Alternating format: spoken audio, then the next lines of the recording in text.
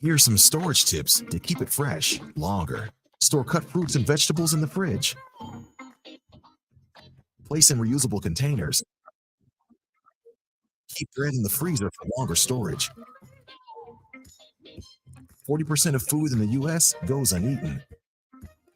Save money, save food, save the planet. Visit Seattle Public Utilities for more tips. This is Big Poppy, host of Jazz from the Cabinets. Join me each week for a listening tour of the first century of jazz, an eclectic mix of Dixieland, big band, cool jazz, bebop, contemporary jazz, world jazz, all jazz in all forms. That's Jazz from the Cabinets with Big Poppy on Rainier Avenue Radio, streaming worldwide on RainierAvenueRadio.world. The beat of the Fox with nastiness is back on K-Fox Night Beat. Yo, what's the deal? It's the legendary Hall of Fame DJ Mixmaster Ice from UTFO. What's up? Who you thought this is? This is Sir Mix-a-Lot. And this is Terry Lewis. And I'm Grand Mixer GMS. What's up, y'all? This is DJ Third Degree. This is JJ Hudson from the High Children family. Sunday nights from 9 p.m. to 11 p.m. Pacific Standard Time. It's K-Fox Night Beat with DJ Nastiness. Bringing back the memory. Bringing back the memories. Bringing Seattle's hottest music. Bringing Seattle's hottest music. Rainier Avenue Radio.world. That's right. Peace. I think this project and really this community has pushed us as a company and definitely me personally on what this work can look like and what we can do. Says Patrick McGoughlin, Senior Project Manager at LidLine Construction. LidLine Construction is making an effort to make that dream a common reality for communities of color. Through their work with Seattle Public Schools and programs like ANEW, they're working to create opportunities for individuals to have successful and fruitful careers in construction. The sense of pride of like walking by and being like, oh yeah, I did that. Like I built that, or I had a hand in building that. I think that is an awesome feeling. Says Rainey Kendall, first period apprentice at LidLine Construction. Meanwhile, former Seattle School Board Director Betty Patu says, our kids deserve a new building because they come and they study hard as they can. And a lot of times we throw things at them thinking that's not that important. But when they see this building, that tells them you are very important to this community. If you're looking for a new career and you think construction might be for you, you can visit buildthebeachforusbyus.com to learn more and hear about the program. This is Paul Pearson, host of Star Time. And when I'm not meeting Mrs. Jones in that cafe for a chat and nothing else, I'm listening to Rainier Avenue Radio.world. Oh, sorry to interrupt your Washington versus Michigan, but hey, it's time for LidLine Sports. Oh, yeah? Fucking go. Put the ball in JJ McCarthy's hands. Hey, welcome back, everybody. Back to LidLine Sports. Yes, we're back from holiday winter break the last couple of weeks.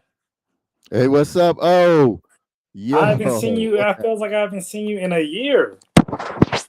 You look a little younger. Oh, please. I wish. I appreciate that. Oh, what's happening? Oh, man, I'm doing good, man. Happy New Year. Blessed to be here. Good seeing you, man. You too. I hope you had a nice holiday, Christmas, New Year. I hope everybody out there that may be listening, I know you got your eyes on the game. Hopefully you got at least one ear on us and the other ear probably on the game if you could do that. And we appreciate it very much. As I've alluded to, the Washington Huskies right now are playing the Michigan Wolverines in the national championship of college football. Right now it's 20-13 Michigan.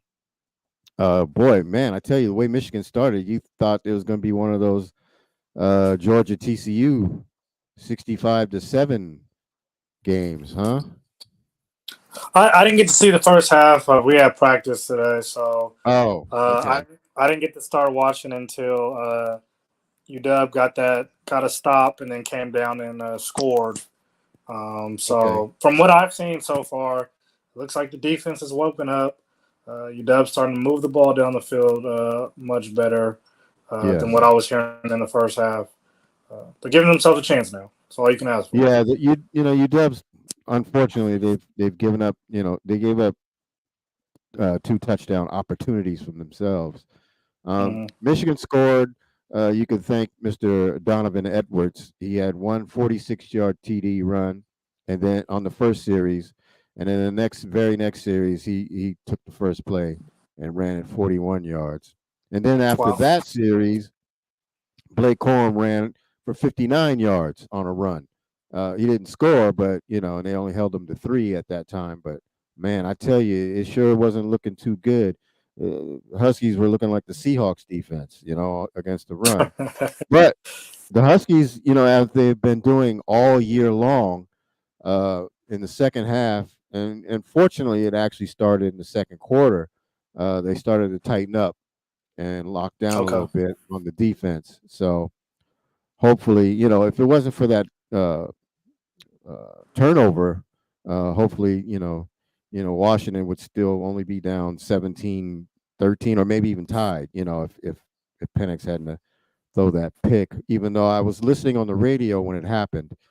And they kept, they said as I was getting out of the car that it looks like the person that I forgot who it was from Michigan that intercepted the pass, but it looked like he was out of bounds, but they didn't get it. So I don't know. I might have missed that. I know it was a good catch. They looked over it a couple of times. Well, if they looked over it, right? Yeah. Well, if they looked over it, then I'm going to trust that they got the right call then. Yeah, just an ill-advised throw. I thought even the offensive line on that play, they did a decent job protecting him. It was just pushed by one of their defensive players, and the offensive line just got in the way of Michael Penix. I thought Michael Penix could have stepped out of the pocket, gave himself a little more time to throw, and then it's just the ill-advised throw of just tossing it up to your receiver like that, and a lob pretty much at that. So, but luckily, like I said, UW defense is playing much better. They're able to only give up 3, and then UW came back and got those 3 points back. So now it's a 7-point game again. Oh, okay, yeah. Mm-hmm. But I want to shout out Rhonda Dorsey, Andrew Schroeder, Bill Walker Jr., Michael A. Carter for sticking with us, even though the game is on. I appreciate that very much. Yes, Andrew with his JETS couch. Along with the Seahawks. and Michael Carter's boys and my boys, the Steelers, are both in the playoffs. Woo-hoo! But nice. So I'm definitely happy about that. So you had a good holiday. How's the Cleveland Eagles fly basketball team doing? Pretty well. In the first time in Coach Fred Wilson's tenure with the Cleveland Eagles, we are 5-2 in our league. Doing a really good job.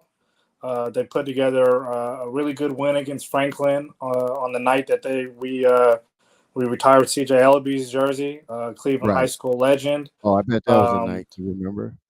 Oh man, it was fun, man. A good game, good crowd, close game, and seeing CJ get his flowers on that night, man, and be able to hang his jersey up next to a lot of Cleveland greats. Deserved. I played with a couple of greats. Yeah. And those names up there, we get talked about plenty of times about what those guys did, and CJ Ellaby was able to kind of set that pack for Coach Fred, and trying to get the program back to there. So we're doing a really solid job of right now, and they're doing a good job of stringing along games. That's excellent. I'm glad to hear that. I'm very happy. I got a Cleveland Eagles sweatshirt, hoodie. Nice. Me and Doreen, we got ours from alumni. So so I'll be happy to wear that. Maybe if I'd be able to come to a game. You're always welcome, Pep. You're alumni. Yeah, it's in my schedule.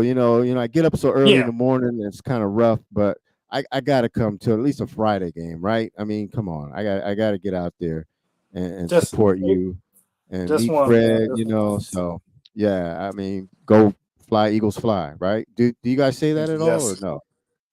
No. Nowadays we say the land. The land, What else? right? Yeah, things like that. Yeah, the updated Right, slogans. right. Well, Fly Eagles fly is not working in Philly, so maybe it'll work here better. So they are Shots frauding it up, man. Yes, they are. Yeah. So anyway, well, I know you're keeping your eye on the game. Who has the ball now? UW has the ball, 3rd and 15. Not really much moving on this drive right here. Just got a false start on 3rd and 10. Yeah. Like I said, It looked off. In that first half, you could, bro.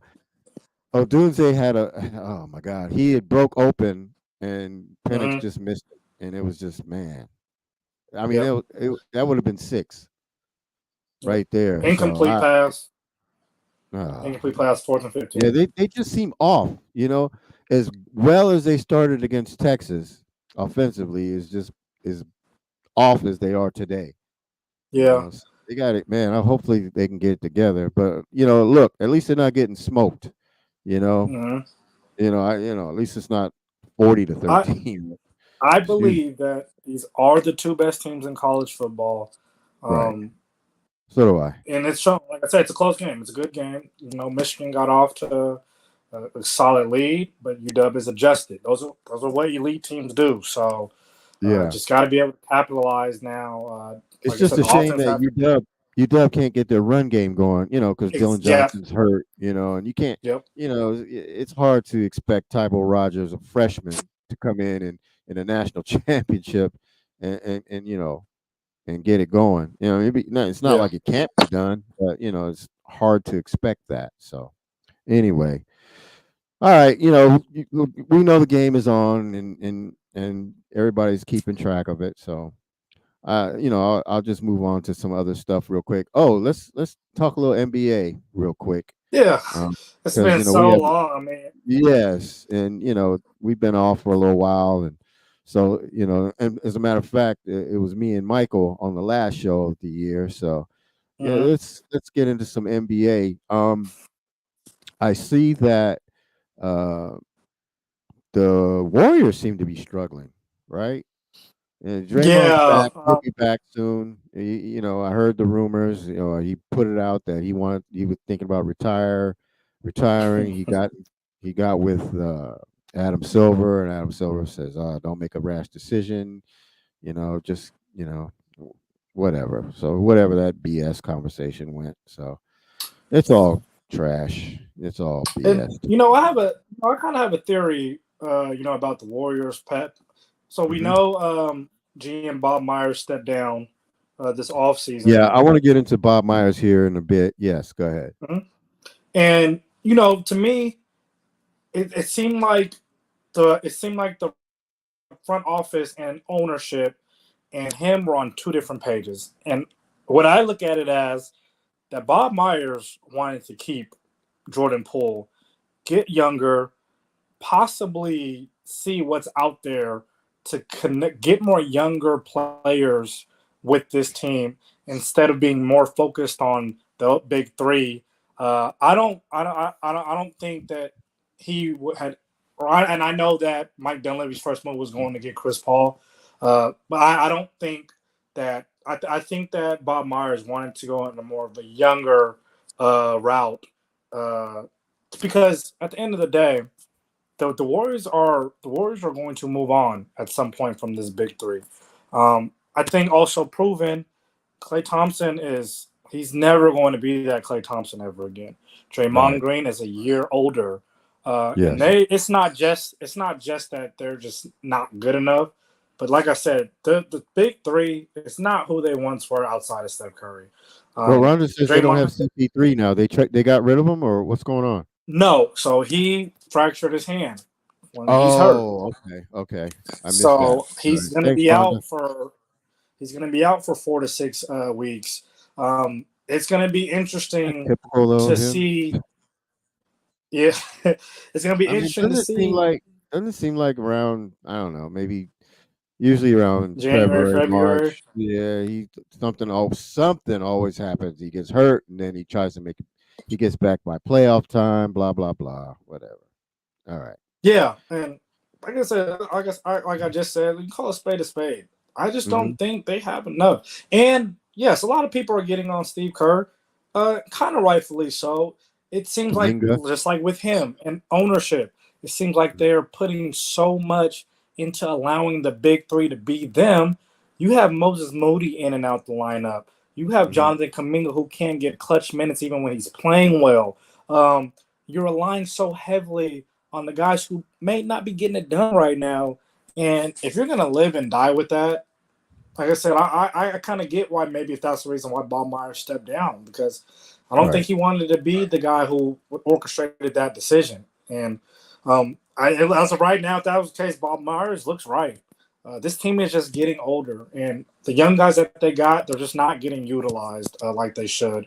So it's going to be real interesting. No, go ahead. Go ahead. I'm sorry. No, I was just going to say, it looks like, if you've noticed, Steph Curry's having more and more off games. And, you know, look, we all know that stars have off games, but he's having off games more frequently, right? I mean, he's getting in single digits games now, you know, where he scores like 9 points, 7 points, or whatever.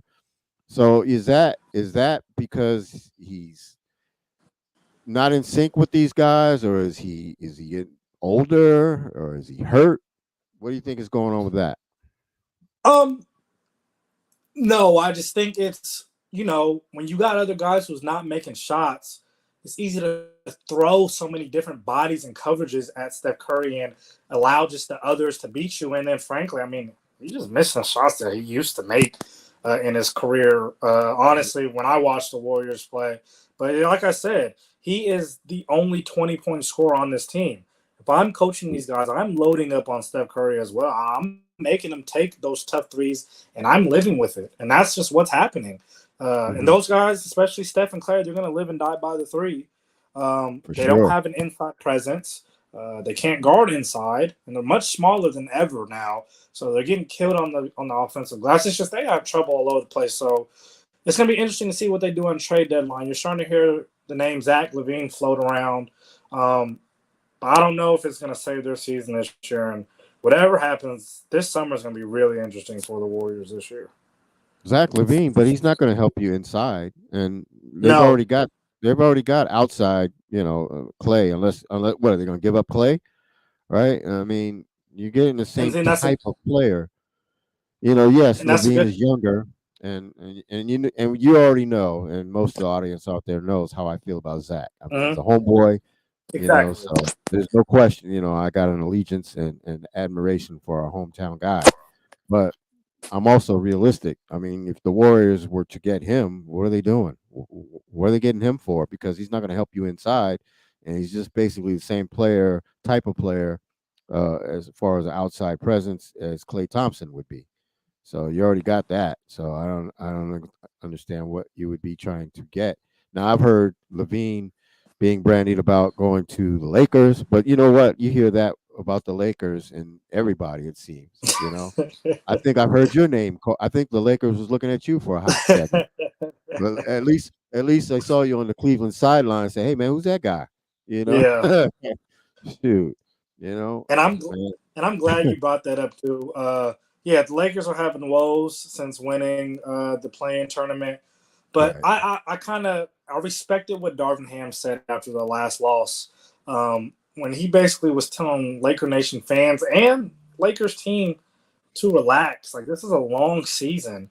We're on a bad stretch right now, but we were playing decent before this. And just to hear, like, after every game, like, you know, we need to do this, we need to do that, somebody needs to get fired, somebody needs to get traded.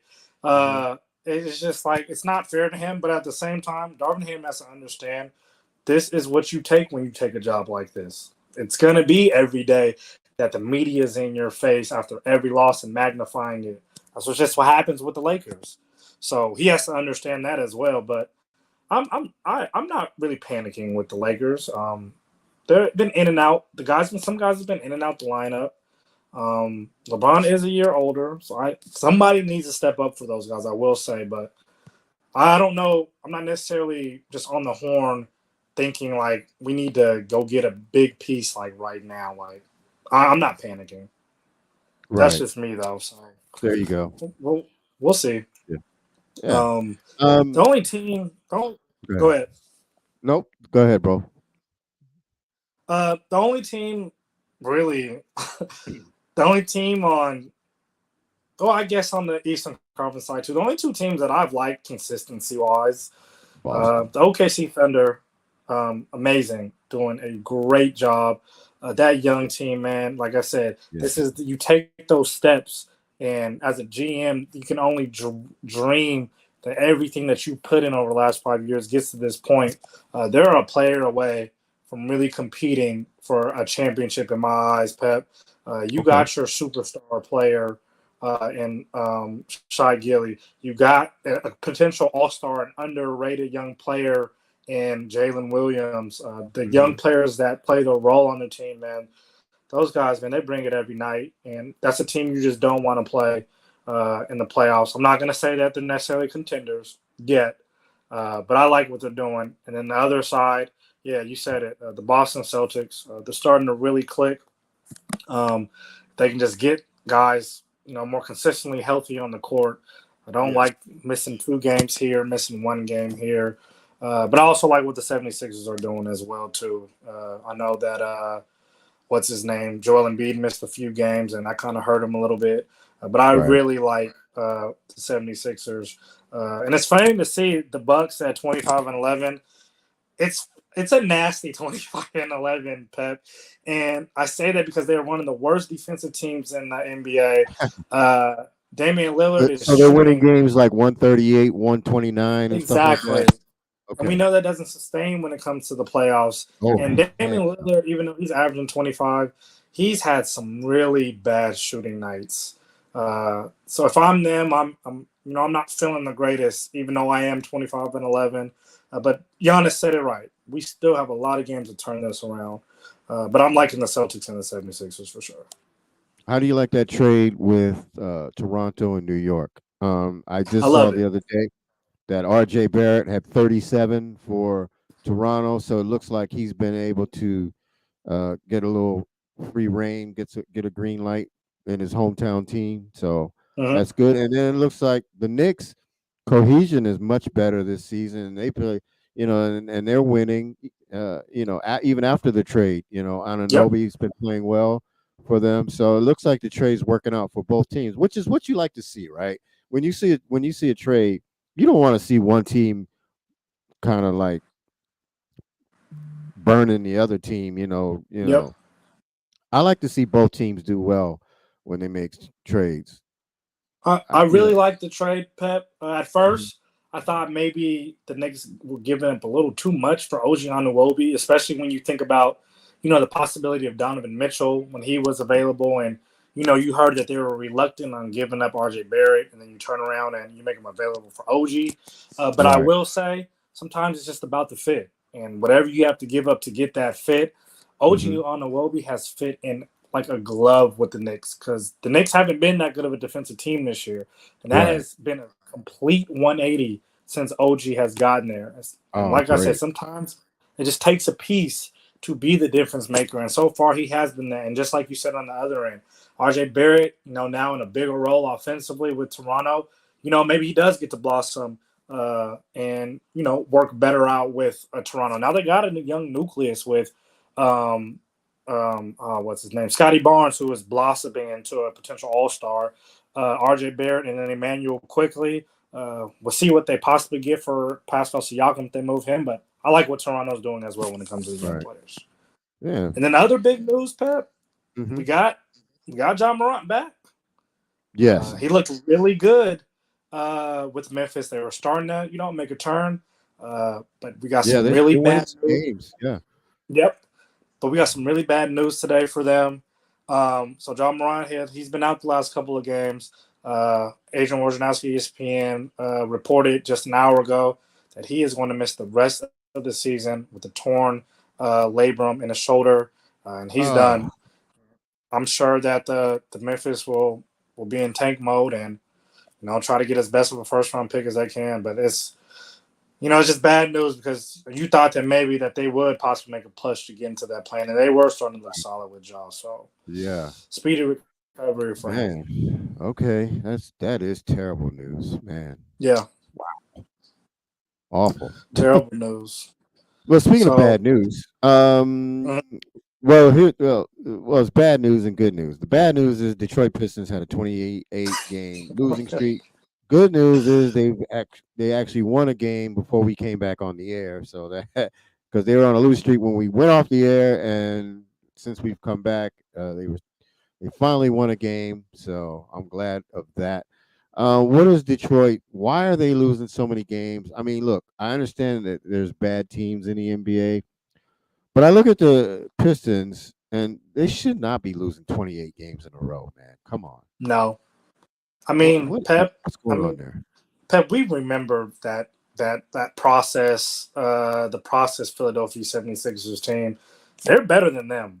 And those guys lost the most games in NBA season history. It's 9 and 73. Yep. And well, I was really around. Hard. I was around for that. Oh, that's why I thought so. I thought so. Yes, I was around for that, and I'll never forget this. The Philadelphia Sixers came to Seattle Center Coliseum to play the Seattle Supersonics, and I said to myself, "The Sonics are not winning this game." I just felt it. Right? Mm-hmm. Just something told me they're not winning this game, and sure enough, they didn't. But I found out later that the Sonics tanked that game. They lost that game on purpose because they wanted the head coach, Tom Nasalki, out. Okay. That guy lasted. He was brought in, and he promptly traded Lenny Wilkins, right? I mean, the Seattle icon, he gets him out of here. Because the Sonics at that time gave Wilkins an ultimatum. Look, because he was the player coach at the time. So they said, "Look, we can't have you playing coach. Either you're going to be the coach, or you're just going to maintain being a player." So he wasn't ready to retire as a player yet. So he said, "Okay, I'm going to be a player." Tom Nasalki comes in here, then he trades him. So right away, he was, public enemy number one here in Seattle. Yeah. And the Sonics were terrible. Yeah, I think it's just a push and pull of, young players. Monty Williams, a new coach, a new system. He's trying to figure out a lineup that works. That could mess with young players, when they're in and out the lineup too. But, Rhonda just said, my mom just said too, they got to do a better job at closing games. When they played Boston to tie that record, they were up 20 points at halftime. You can't lose. I remember like seeing that. Yes, crazy. So, good job, Ron. That's a big part of it. Part of it. Man. Okay. Well, look, when we come back, we're going to get into some NFL playoffs. The Seattle Seahawks are going to be in the playoffs. Oh no, wait, they're going to be watching the playoffs. They'll be in it if they get tickets. Sorry, but anyway, don't go away. We'll be right back.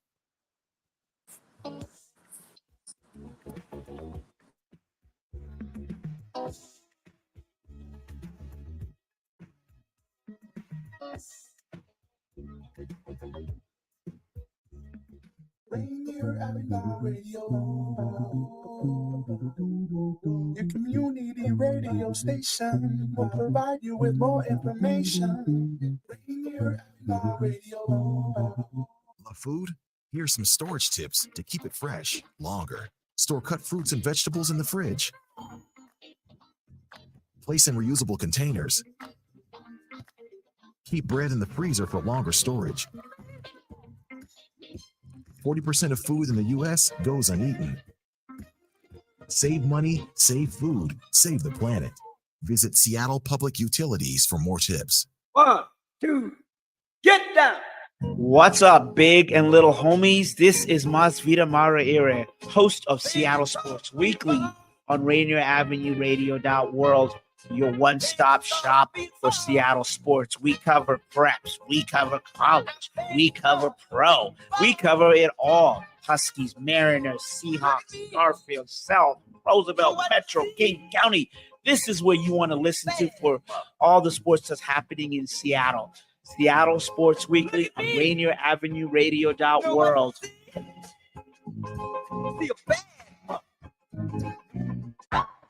What's going on, world? It's your boy OG Mambo. And your guy D Money. Join us along with Pint Size Patron and ID Yourself Here on Fresh Juice at Rainier Avenue Radio. every Wednesday hump day from 9 to 11 Pacific. Get exclusive interviews from your favorite artists, all the hottest music, and updates on what we got going on in the world. That's every Wednesday, 9 to 11 p.m. on Seattle's Rainier Avenue Radio. We must all remain committed to slow the spread of coronavirus, taking care of ourselves and not putting others in harm's way, especially those already at high risk of getting seriously ill, including people over 65 or those with underlying medical conditions. If you must be out, avoid crowded areas, stay 6 feet or 2 arm lengths away from others, and wear a face covering. Wash hands frequently with soap and water for 20 seconds, especially after being in public spaces. Avoid touching your face, cough or sneeze in a tissue, then throw it away. Disinfect frequently touched objects. And if you have symptoms of fever, dry cough, and shortness of breath, call your healthcare provider before going to their office. Slowing coronavirus means taking care of ourselves while also protecting others. Even if you're not at high risk, these steps should be taken to help slow the spread of coronavirus. We are all in this together. You are listening to Rainier Avenue Radio.world. Don't forget to log on www.RainierAvenueRadio.world.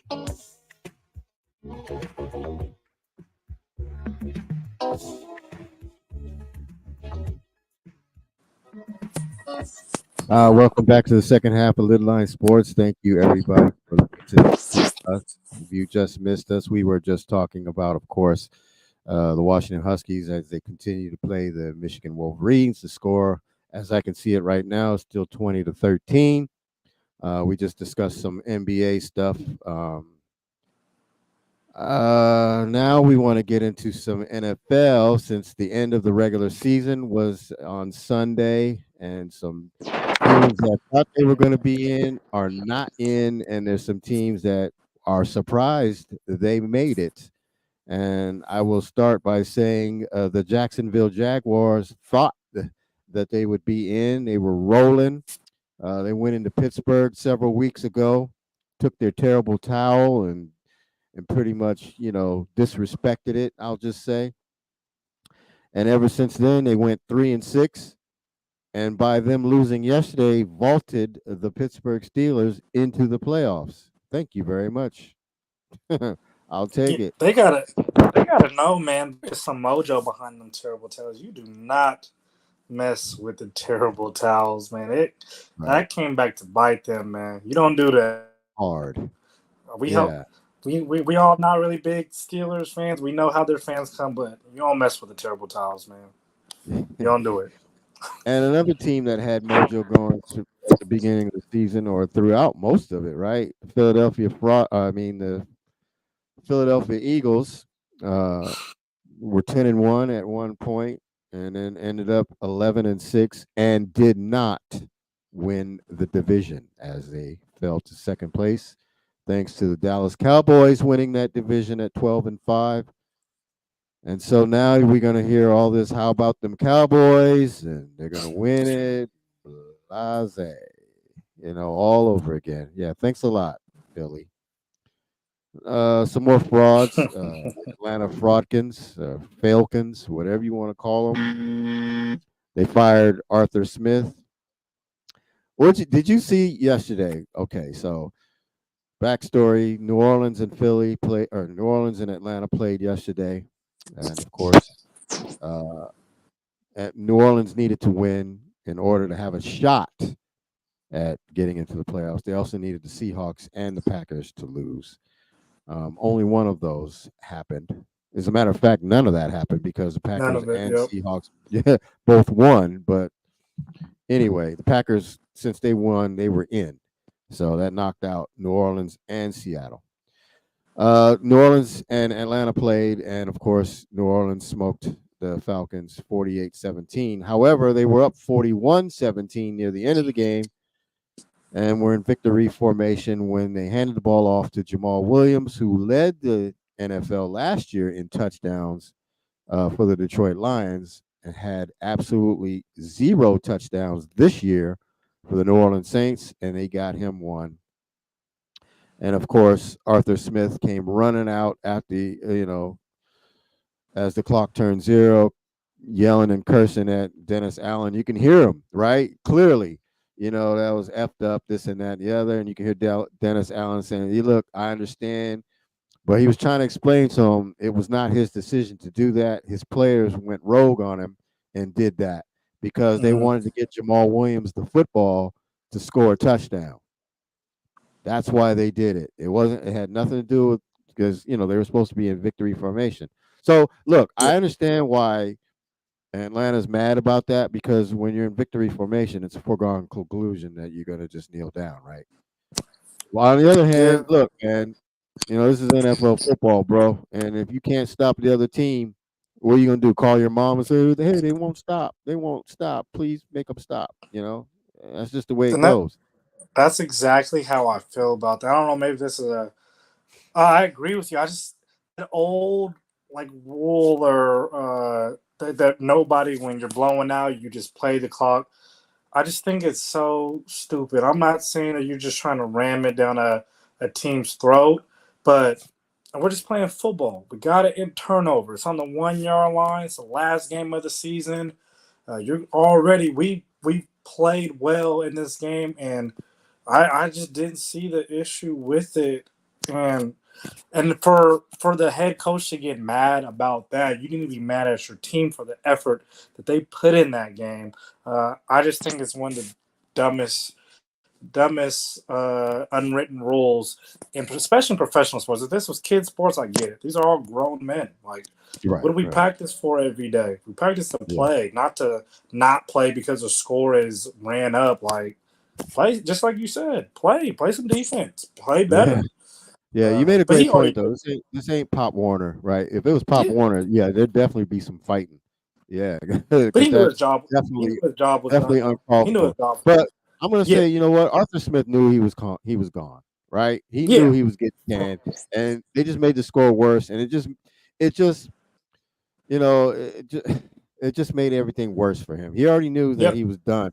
That just exacerbated the whole thing. So I understand that that's probably more to why he was upset and mad, than more so than what Dennis Allen or the New Orleans Saints did. He's mad that his team was 7-10 again after draft. Look, the last 3 drafts, they took Kyle Pitts, 2021, 2022, they picked Drake London, and in 2023, they got Bijan Robinson, all premier offensive players. Yet they struggled to score all season long, and they ended up 7-10. They were frauds all year, and you got elite players. They don't have an elite quarterback, and that's the problem. Nope. Desmond Ridder is clearly not the guy, right? And then they wasn't wise enough to get Joe Flacco. But look, we didn't know Joe Flacco still had what he has.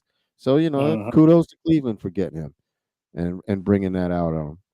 But Atlanta didn't have that kind of luck, right? They didn't have that all year. They've been terrible, So, and you know what? Speaking of bad luck and quarterbacks and stuff, let me give some flowers to Baker Mayfield real quick. Yes. I think Baker Mayfield's always been a good player. He's just been in bad situations. He's been either probably not the right coach, not the right scheme, probably maybe not even the right players around him. But he goes to Tampa after Tom Brady leaves. He gets Mike Williams, right, who's a premier Hall of Fame wide receiver. And so, the situation for him is, look, this was it for him, to be honest.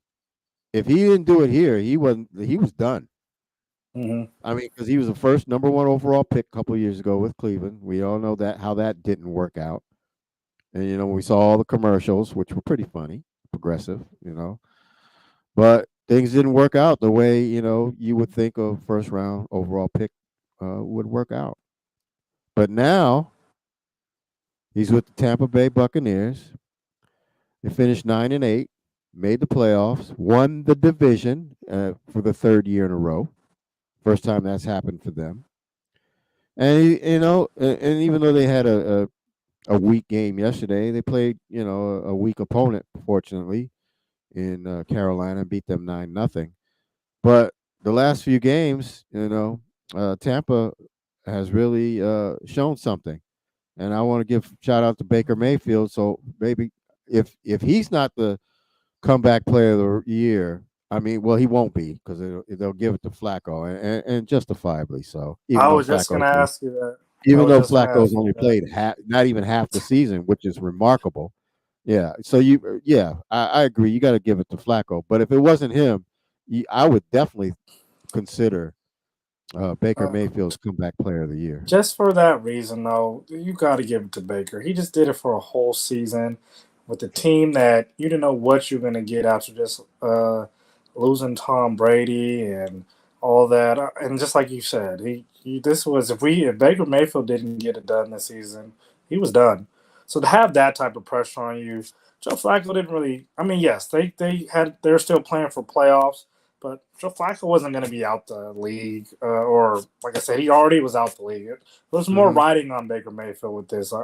Baker Mayfield should get comeback player of the year, but I agree with you. I just think because of what Joe Flacco did and get this team in the playoffs, he probably will get it. But I think Baker Mayfield should get it too. Well, if either one of them, whoever got it, to me, for my opinion, I wouldn't be mad either way. Okay. So yeah. But but I think Flacco's going to get it, and he probably deserves it. So I'm not mad, but I'm just happy for Baker Mayfield because I like the guy. I mean, I like him as a player. I like him. I like his personality. I think he's a good guy, and so I'm happy that he's getting some success in Tampa, and I hope it continues for him. Because I would like to see him have a solid career, and they could say, you know what, it might not have started well. And because he was the number 1 overall pick, a lot was expected. Maybe he's not going to reach that lofty goal of being that guy, but still doesn't mean that he can't have a solid career and be successful. And that's what I would hope that happens. So Super Wild Card Weekend is this weekend. Woohoo! I'm happy about that. So I'm going to run down to the matchups for this weekend. Saturday at 1:30 p.m. Eastern. I'm sorry. That'd be 4:30 p.m. Eastern, 1:30 Pacific Standard Time. The Browns go into Houston and play the Texans. We got Joe Flacco, and then we've got the boy wonder, C.J. Stroud, who actually was a Pop Warner player for Snoop Dogg. Did you know that? Wow. I did not know that. Okay. Yes. Snoop Dogg had him on his Pop Warner team. Wow. Yes. That's pretty amazing. I love that old guy versus the new rookie matchup. I love that. So do I. Yeah. And you know what? I want to give a shout out to D'Amico Ryans of the Texans. Yes. Last couple of years, he was the 49ers defensive coordinator. He designed and worked that vaunted 49er D. And of course, when you got all pro players at just about every level, it's hard not to be good. Yep. But look, Houston was 4-12 last year, ended up with the number 2 pick in the NFL draft overall. And in one season, or the next season, however you want to put it, they get C.J. Stroud. Look, let's be honest. They didn't pick him. He was dropped in their lap because Carolina made the wrong choice and picked Bryce Young. Just like when Portland and Seattle in the NBA had the number 1 and number 2 picks, and Portland had all that pressure. Who are they going to pick? Either what's his name? Oh my gosh. KD went to the Sonics, and then KD. Yeah, and then Portland picked Greg Oden. I can't. Greg Oden. Thank you. Yeah, so it was like Seattle didn't pick KD; he fell to their lap because they was going to take Oden if they would have picked KD, and that's the same situation here with the Texans and Carolina. So Texans got fortunate; they got C.J. Stroud, who looks to be a superstar in the making. and now they're in the playoffs. And so, who you got in this game? Both have good defense. Browns have one of the better defenses in the league, by the way. Yeah, I want the Texans to win, but I just love the way Cleveland's playing. Just like I said, one of the best defenses in the league. Joe Flacco's actually slinging that thing. He's getting an opportunity to throw it 35, 40 times a game. Right. If those guys can put up some points, Houston's in trouble. So I think Cleveland's going to win. Okay. I think the Texans going to win. Okay. Yeah. I mean, something, DeMeco Ryans, man, that guy, he instills so much confidence out there. And when I look at him and I look how the Texans play, I mean, I could just see that in the next few years, they're going to be a monster. So I think Texans will upset the Browns, even though the Texans are the home team, but only because they won the division. The Browns actually had the better record at 11-6, but the Texans won their division, so the Browns have to travel down to Houston. The next game Michigan is Saturday. Go ahead. They scored? I'll just give you an update. Go ahead. Michigan just scored 27-13. Ah. Yeah.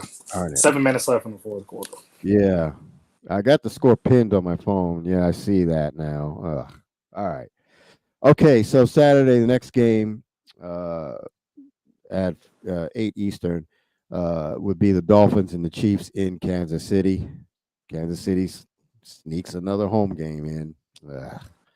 Mahomes has never played a road playoff game, but he'll have to if they win this, fortunately. But, actually, it depends because if the Pittsburgh wins. Yeah, I mean, so if like a number 2 seed gets upset because Kansas City's a number 3 seed. So if the number 1 or number 2 seed, the number 1's got to bye. But if the number 2 seed gets upset, Kansas City will get a home game again. But anyway, I'm rooting for the Dolphins to win because for one, I like the Dolphins. But Tua, man, he is you just don't know which guy is going to show up, man. Yep. It's like, to me, he's almost like Tua Smith. I mean, or Gina, Tagovailoa, whatever you want to flip-flop. Man. That's a good one.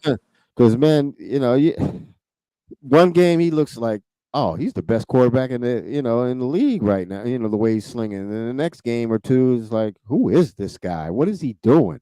Right? So, man, I can't trust him, man. I can't trust him to go into Kansas City and win. I want them to so bad because I would love to see Tyreek Hill get his game on in Kansas City and run. And I hope Waddle's not hurt, or I hope he can come in and play. And I love Miami's running game with Mostert. I hope he's back. And Achane, I love that guy. That's my favorite rookie running back this year. So I'm rooting for the Dolphins hard to beat the Chiefs, but my honest feeling is that the Chiefs will probably win. Yeah, the Chiefs are going to win. So it's hard for me to take Miami because when they played somebody outside of Dallas, they've lost, and half those games they got their butts kicked, and I just can't trust a team that didn't beat anybody in the regular season or beat a really good team in the regular season. I can't argue with that. And then come on the stage on the road and beat a team who we know what these guys can do when they're playing their best. So it's hard for me to take Miami, so I'm gonna go with Kansas City. Yep, I got you. My Pittsburgh Steelers travel to Buffalo to play in Orchard Park. All going to be cold, crappy. But heck, even if it was in Pittsburgh, it'd be cold and crappy. So that ain't nothing new. Exactly. That ain't no big thing. If the Steelers can run the ball like they did against the Seahawks, and they kind of did so against Baltimore, even though Baltimore really didn't have their heart in it. Listen, I'm not bragging on that game because we beat Baltimore twice, but the second game was not really meaningful to Baltimore at all, and I get that. So I'm not going to even look at that one. But if the Steelers don't have to rely on Mason Rudolph to win the game, they can win. They just can't allow him to lose the game. Because we know that Josh Allen can turn it over at a lightning pace, right? But if he's on, it's going to be tough to beat. Unfortunately, I'm going to go ahead. What's the update on the end? I can't think of his name for the Steelers. Who, George Pickens? No. You the best TJ Watt. Yeah, TJ Watt. I haven't heard anything. I just know he's got some kind of sprain, but I don't know if that's Okay. going to hold him out or not. Okay. I'm guessing he's probably playing. Okay. If it's not too serious, he's going to be out there. That's just how he is. I think this game's going to be. Go ahead. We'll finish. I think this game's going to be closer than a lot of people think. Just like you said. Well, I would hope so, but I just have the gut feeling that Bills are going to pull it out. So I'm not going to try and be delusional. But I'm saying we can. Like I said, if we run the ball well, yeah, we definitely can. And I think they need to target Pickens more. So, but anyway, on Sunday, You got to be a little delusional when it comes to your team. Just a little. Got to. It's your team. Yeah. Sunday, the early game, we got the Packers at the Cowboys. The Packers should win that easy by 30-3, something like that. Cowboys probably won't do much at home. I agree. Cowboys should win. Yeah, we know that. It's called sarcasm. Yeah. Yeah. And then the late game Sunday, we'll have now this is my favorite game right here. The Rams and the Lions. It's my favorite because, well, I've been I like the Lions. You know, I've been rooting for them. I got friends from Detroit, and I kind of root for them because they've been bad so long, right? It's about time that they're good. And the fact that the Rams gave up on Jared Goff and shipped him off to Siberia, who they thought would be Siberia. It turns out the Lions have turned it around. They got Jared Goff now, and then, of course, the Rams have Matthew Stafford, who's going to be coming back to Detroit, and he has to play in Detroit, where he couldn't get it done there. Who you like? I like Detroit. So it's a team that can run the ball.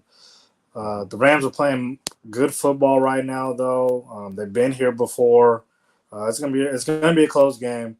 But I like Detroit to pull this one out. I like Detroit to pull this one out.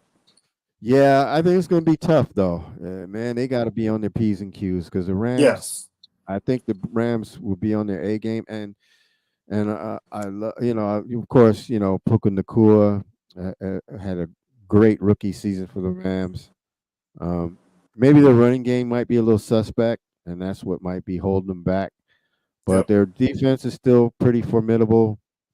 And of course, Matthew Stafford and Cooper Kupp, and then Skoranek, and guys like that. They're tough customers, so they're not going to be easy. But I like the Lions too. I love Amon-Ra St. Brown. He's one of my favorite receivers in the league, and so yeah, I'm digging Detroit. And then the final game for the Super Wild Card is the Philadelphia Eagles against the Tampa Bay Buccaneers and Baker Mayfield, and I'm seeing an upset here because the Eagles haven't played well in a long time. And the way they played against the Giants in a must-win the division situation and they couldn't get it done tells me this team has quit. I don't know why, but somehow they have quit. So I'm going to pick the upset here, and I'm going to say that the Tampa Bay Buccaneers are going to beat Philadelphia and put them out of their misery. What do you got? I agree with you 100%. You can't come limp in, and when I say limp in, you can't be playing your worst football at the end of the season going into the playoffs. It's hard to just turn it around 1 week later in a game where if you lose, you go home. I just don't expect Philly to win. Offense is just looked bad. I mean, I don't know what the issue is. Just like you said, is just if the effort or just the just being locked in to win games, it's just not there for them no more. And I hope Tampa Bay wins. Philadelphia doesn't even really deserve to be in the playoffs, just based off how they played these last 4 or 5 games. They really don't. Yeah. So Well, they've been shaky most of the year. I mean, even when they were 10-1, they were squeaking by some games. They against teams they should have been blowing out. Like I know the Commanders gave them hell, Yeah. So we'll see. Anyway, real quick, speaking of the Commanders, they picked up a new GM. They fired the head coach Ron Rivera and consequently picked up a new GM, Bob Myers from the Golden State Warriors. Now, is this something that happens regularly that we don't notice, that a GM goes from one league to another professionally? That's pretty amazing.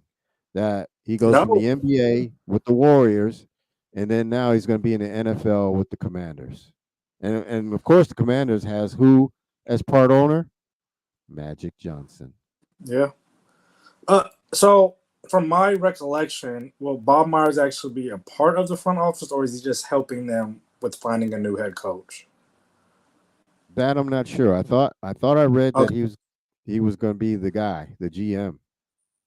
Okay. I think I read that he was helping find. I might have been mistaken, but even if it is, I love when an organization can just step out of the normal. And Bob Myers is world class at what he does. I mean, he's orchestrated one of the best franchises in NBA history. Why would you not either want his help or want to give him a job in the front office? The man knows what he's doing. The Washington Commanders have been mediocre and bad long enough. Let's take a turn. Yeah, I agree. I think it's a fantastic move. A friend of mine, at work said, "Oh, you can go from the NBA to the NFL." I said, "You know what? I guess you can." And I think it's a great move. Why not? If you're successful, you're successful. And plus, what's the GM? The general manager. He manages his personnel, he manages his finances and whatnot. But it depends on what his expertise, modus operandi is. Is that his expertise? If he's an expert in building a team and getting them to where they need to be successful, then that's what you get them for, right? Yep. And then of course, if you have the coach that can get personnel, then that's fine. But if he can do both, hey, that's even. That's what you're getting paid the big bucks for. So kudos to the Commanders. Well, we're out of time this time, but look, man, it was great seeing you. Great to be back. Everybody, Thank you for listening. We will be back next week, even though it's MLK Day. We will be back. I think we have a game on that Monday. Okay, so I will work an arrangement to get either, Anyway, I'll be back next week. So I'll see everybody. Thank you for listening. Holla.